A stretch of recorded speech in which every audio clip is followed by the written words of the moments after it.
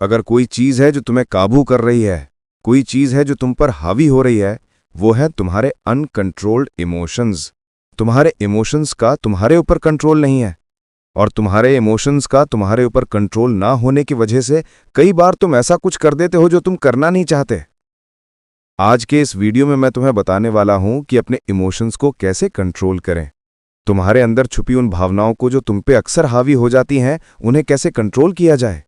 सबसे पहले मेरी इस बात को समझना, इंसान का जो सबसे बड़ा दुश्मन है ना, वो उसके अंदर ही छिपा है, कहीं बाहर नहीं।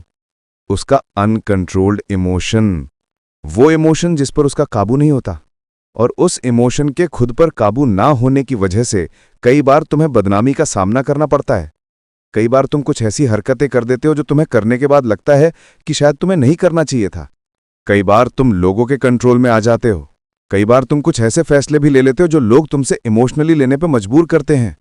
तुम्हारा डर, तुम्हारा गुस्सा, तुम्हारा वहम, तुम्हारा किसी पे हद से ज्यादा भरोसा, तुम्हारा सेल्फ डाउट, ये सारे इमोशंस हैं। तुम्हारे ऐसे इमोशंस जो अभी तुम्हारे लिए अनकंट्रोल्ड हैं। सोच के देखो, अगर तुम्हें इन इमोशंस को कंट्रोल करने का तरीका पता चल जाए, अगर मैं तुम्हें वो तरीका बता दूं जिससे तुम इन इमोशंस को इजीली कंट्रोल कर सकते हो, तो कैसा रहेगा। एक बात मेरी याद रखना, गुस्सा, डर, जलन, दुख, ये अगर तुम पे हावी हो जाए ना, तुम चाहे कितने टैलेंटेड क्यों ना हो, तुम बर्बाद हो सकते हो। अब सवाल यह है कि इन्हें कंट्रोल कैसे किया जाए। आओ सिखाता हूं। इमोशंस यानी कि तुम्हारे दिमाग का वो हिस्सा, वो भावनाएं, वो फीलिंग्स जो तुम्हें इंसान बनाती हैं। डर, बात कर रहा हूं डर की। जब तुम्हें डर लगता है तो तुम अक्सर पीछे हट जाते हो। दुख में इंसान हमेशा हिम्मत छोड़ देता है। अगर तुमने अपने दुख को, अपने डर को संभाल लिया तो तुम जीत जाओगे, वरना तुम्हारे अनकंट्रोल्ड इमोशन ही तुम्हारी हार का सबसे बड़ा कारण बन सकते हैं। ये तो मैंने तुमसे बात करी कि तुम्हारे इमोशंस तुम पे हावी होने के बाद तुम्हें कैसे नुकसान पहुंचाते हैं। लेकिन अब मैं तुम्हें बता रहा हूं कि अगर तुम्हारे इमोशंस की कमजोरी, कि तुम इमोशनल फूल हो, तुम इमोशंस में बहने वाले इंसान हो, ये अगर किसी दूसरे इंसान को पता चल जाए तो वो भी तुम्हारे इमोशंस को कंट्रोल करके तुम पे हावी हो जाते हैं। जब दूसरे लोगों को पता चलता है कि तुम इमोशनली वीक हो, कमजोर हो, तो तुम किसी और के हिसाब से चलने लगते हो। जब दूसरों को पता चलता है कि तुम इमोशनल रूप से कमजोर हो, तुम इमोशनल फूल हो, तो वो तुम्हारे इमोशंस को अपने फायदे के लिए इस्तेमाल करना शुरू कर देते हैं। मैं तुम्हें वो सब कुछ बताऊंगा कि कैसे तुम अपने इमोशंस को कंट्रोल कर सकते हो, क्यों तुम्हारे लिए कंट्रोल करना जरूरी है, और नहीं किया तो क्या होगा। अभी तक तुम्हें इमोशन समझ में आ गए होंगे, अनकंट्रोल्ड इमोशन क्या होते हैं तुम्हें समझ में आ गए होंगे, और तुम्हें यह भी समझ में आ गया होगा कि अगर ये तुम्हारे ऊपर हावी होते हैं तो तुम्हें किस प्रकार से नुकसान पहुंचा सकते हैं। अब मैं तुमसे बात करता हूं कि इसे कंट्रोल कैसे करना है, क्योंकि सबसे मेन वो ही है। याद रखना, जब भी कोई स्ट्रांग इमोशन आए, जब भी तुम्हें गुस्सा आए, तेज गुस्सा आए, 5 सेकंड रुकना और सोचना कि ये जो मैं करने जा रहा हूं, क्या वो मैं करना चाहता हूं, क्या मुझसे करवाया जा रहा है। ये जो मैं करने जा रहा हूं, क्या मैं इसको करना चाहता हूं या मुझसे करवाया जा रहा है।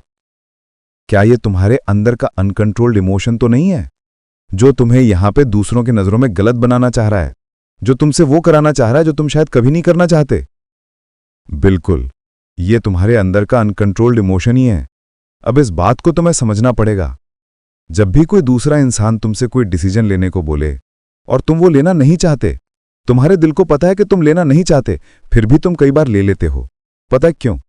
इसका रीजन भी तुम्हारा अनकंट्रोल्ड इमोशन है, कि कहीं सामने वालों को बुरा ना लग जाए, कि कहीं तुम्हें यह लगता है कि मैं इसको कैसे मना कर सकता हूं। ये सारी भावनाएं हैं, ये सारे अनकंट्रोल्ड इमोशंस, और लोगों को ही पता होता है कि तुम मना नहीं कर पाओगे। लोगों को पता होता है कि तुम इमोशनली कमजोर हो, तो तुम्हें कैसे कंट्रोल किया जाए। तो इस बात को तुम्हें समझना पड़ेगा कि तुम्हारे इमोशंस की चाबी तुम्हारे हाथ में है या किसी और के हाथ में है। तुम्हारे इमोशंस तुम्हें कंट्रोल कर रहे हैं या तुम अपने इमोशंस को कंट्रोल कर रहे हो। अगर तुम इस वीडियो को देख रहे हो तो तुम्हारे इमोशंस ही तुम्हें कंट्रोल कर रहे हैं, तुम नहीं कर रहे हो। जब भी तुम्हें तेजी से गुस्सा आए ना, 10 सेकंड रुको, 10 सेकंड रुक जाओ और खुद से सवाल पूछो, यार जो मैं कर रहा हूं, जो मैं करने जा रहा हूं, क्या वो सही है? क्या ऐसा करने से मेरे रिश्ते खराब नहीं हो जाएंगे? ये पहला स्टेप होगा। जब तुम डिसीजन लेने से पहले अब सोचोगे। आज तक तुम सोचते नहीं थे, आज तक तुम इमोशन में बहते थे, अब तुम सोचोगे सही है या गलत है। ये पहला स्टेप है। रोज पूरा दिन बीत जाने के बाद रात को सोने से पहले तुम्हें यह लिखना है कि आज तुमने पूरे दिन में कौन सी भावनाएं ज्यादा महसूस करी, कौन से इमोशंस तुम पे हावी थे। इसको लिखने की आदत बनाओ। अगर तुम बिगिनर हो और तुम्हें लगता है कि तुम्हारे इमोशंस तुम पे बहुत ज्यादा हावी हैं, तो तुम्हें लिखना पड़ेगा। इसको लिखना शुरू करो। डेली सोने से पहले लिखो कि आज मैंने पूरे दिन में कौन से इमोशंस को, कौन सी भावनाओं को ज्यादा महसूस किया। इससे होगा क्या? इससे होगा ये कि तुम धीरे धीरे खुद ही सेल्फ एनालाइज करना शुरू कर दोगे, खुद को पहचानना शुरू कर दोगे, खुद की कमियों को ढूंढना शुरू कर दोगे, खुद के इमोशंस को समझना शुरू कर दोगे कि कौन से इमोशंस तुम्हें बार बार ट्रिगर करते हैं। जो लोग, जो जगह, जो माहौल तुम्हें हमेशा नेगेटिव करते हैं, हमेशा नेगेटिविटी मिलती है तुम्हें यहां पे, तो उस माहौल को आज ही छोड़ दो। उन लोगों को छोड़ दो, वरना तुम दूसरों के लिए टॉक्सिक बनते चले जाओगे। क्योंकि तुम जिस माहौल में रहते हो ना, जिन लोगों की बातों को सुनते हो ना, वैसी ही भावनाएं, वैसी ही बातें तुम्हारे अंदर बहुत तेजी से हावी होनी शुरू हो जाती हैं। तुम्हें ऐसे माहौल को, ऐसे लोगों को, ऐसे एनवायरनमेंट को तुरंत ही छोड़ना पड़ेगा। और सबसे इंपॉर्टेंट बात तुम्हें बता रहा हूं, जो बहुत जल्दी तुम्हें रिजल्ट देगा। रोज मॉर्निंग में उठ जाओ। मिनिमम 5 बजे तुम उठ सकते हो।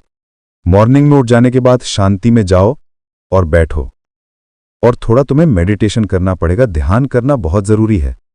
और कोशिश करो कि 10 से 15 मिनट चुपचाप बैठ जाओ एक जगह पे। ना तुम्हें फोन चलाना है, ना कोई गाना सुनना है, ना किसी तुमने और एक्टिविटी पे इन्वॉल्व होना है। जितने भी लोग तुम मेरी वीडियो देख रहे हो, तुम में से जिसने भी मेरी बातें माननी शुरू कर दी ना, विदिन 10 डेज के अंदर, 15 डेज के अंदर उसको 100% रिजल्ट मिलने शुरू हो जाएंगे। वो अपने को वैसा बना सकता है जैसा वो बनना चाहता है। याद रखना, इमोशंस तुम्हारे लिए हैं, तुम इमोशंस के लिए नहीं हो।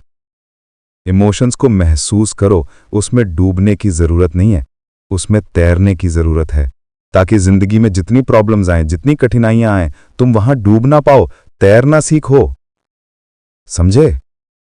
वीडियो कैसा लगा तुम्हें कमेंट में जरूर बताना। बाकी तुम्हारे अंदर अगर कोई सवाल है, किसी टॉपिक पे अगर लॉन्ग वीडियो चाहते हो, या तुम्हारे अंदर कोई भी सवाल है, कमेंट जरूर करना। याद रखना, मैं तुम सबके कमेंट्स पढ़ता हूं। ध्यान रखना अपना। मिलता हूं तुमसे अगली वीडियो में।